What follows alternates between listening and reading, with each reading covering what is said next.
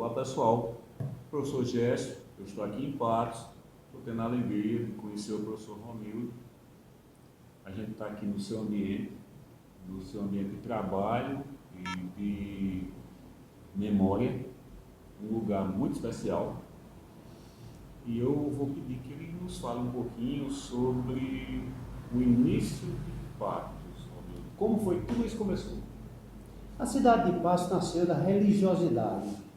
Os desbravadores aqui chegando, encontraram as tribos Império de Panatis, mas a primeira coisa que fizeram foi construir a igreja, que hoje é a Igreja Conceição. E construíram dedicada a Nossa Senhora da Guia. E essa igreja ficou até 1910, quando foi construída a segunda igreja, levaram Nossa Senhora da Guia para a nova igreja e a outra ficou sem padroeira. Foi que Padre Machado foi 50 anos vigário de Patos, era filho da cidade. Padre Machado era devoto de Nossa Senhora da Conceição. Então nasceu da religiosidade e os desbravadores escolheram Nossa Senhora da Guia exatamente porque eles vieram com a intenção de montar fazendas de gado, criar gados. Certo. E chegando aqui encontraram pastagem de boa qualidade. E aí eles achavam que tinham sido guiados. Quando você está falando dos desbravadores, o amigo está falando da família Oliveira Ledo ou de outra casa? Nós tivemos também em Salvador, em Salvador nós tivemos Dias Dávila, que tinha a Casa da Torre, e ele fazia solicitação ao rei, pedindo sesmarias. Certo. E essas sesmarias ele mandava os seus procuradores tomar posse. Isso. E aí Teodósio de Oliveira Leite foi um dos grandes procuradores, e chegando aqui eles tomaram posse. Tem até uma sesmarias que ela tem 50 quilômetros. Grande parte do Rio Grande do Norte, então, ficava dentro dessas sesmarias. Então, Patos chegaram aqui, criaram família, constituíram família, e a cidade foi crescendo, o povoado foi crescendo. Quando chegou em 1833, foi elevado à categoria de vila. E sendo elevado à categoria de vila, foi criada a área territorial e foi criada também a primeira casa da Câmara, que era a casa onde os conselheiros se reuniam para resolver os problemas da vila. E a vila foi crescendo, a igreja, inclusive, a igreja de Nossa Senhora da Guia foi ficando pequena, e teve um período que o padre Impadre, que ele chamava, que era o padre Joaquim Machado, construiu um belíssimo patamar em frente à igreja. Nesses momentos, das grandes celebrações, os homens ficavam em cima do patamar e as mulheres ficavam dentro da igreja.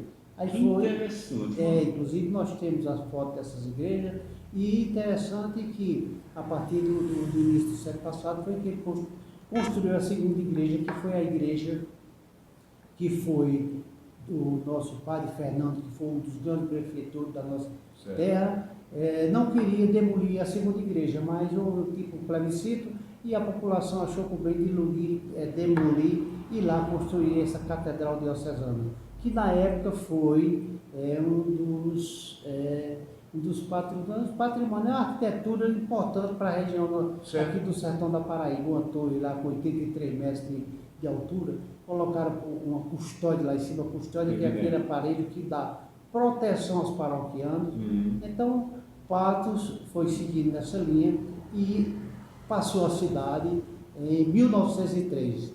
Nós tivemos Vocês eram um distrito de quem exatamente? A gente pertenceu a Pombal, né? E aí Patos foi, em 1903, José Peregrino de Araújo era presidente do estado da Paraíba. Naquela época não era governador, quem governava o estado era presidente.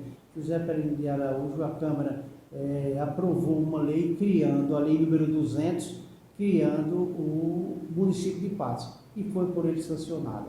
E a partir daí, Patos começou a se tornar esse grande e bonito, essa grande bonita moderna, né? Moderna, que exatamente a gente convive hoje, faz questão de proteger, de cultivá-la. Deixa eu voltar um pouquinho aqui. Eu tive há pouco de manhã, infelizmente, pessoal, perdi a missa com o bispo cheguei a missa tinha terminado. Aí eu fiquei lá e fiquei admirando a beleza barroca da igreja Nossa Senhora da Conceição, né? E eu gostaria de fazer uma pergunta, Romildo. Eu fiquei pensando, olhando, tocando naquelas paredes, refletindo.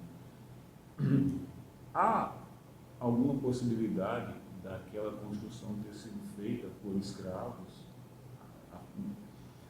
descendentes de escravos ou mesmo indígenas, já que ela é lá do final do século XVIII? Fiquei olhando ela é de 17, ela foi coberta em 1772. Então nós temos inclusive as telhas que cobriram a igreja pela primeira vez. Nunca se chegou a uma definição a esse respeito. Temos pesquisado muito, mas até agora não chegou.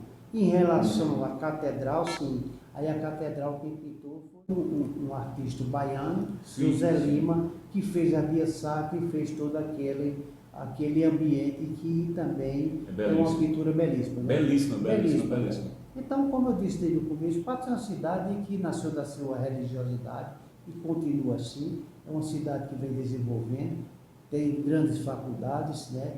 É uma cidade que tem muito serviço para prestar à população. Que bem recebe, bem recebe. Na área cultural, a gente tem grandes escritores, temos o Instituto Histórico, temos a Fundação Hernando Sato.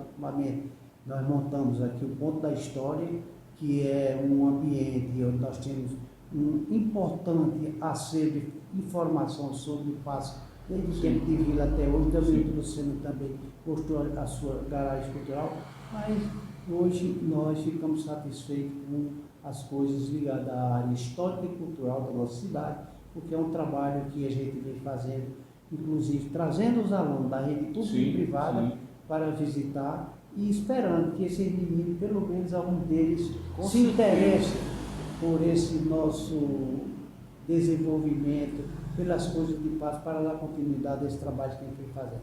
Eu agradeço demais, Romildo, a forma tão amiga como você me recebeu, certo?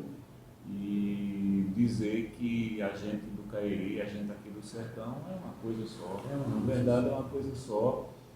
E aqui eu quero dizer que você fica à vontade, aqui é a sua casa, aqui é uma casa que a gente adora receber os amigos, as pessoas que gostam daquilo que a gente gosta, que é cultura, arte, é exatamente essa parte que a gente vem cultivando ao longo da nossa vida.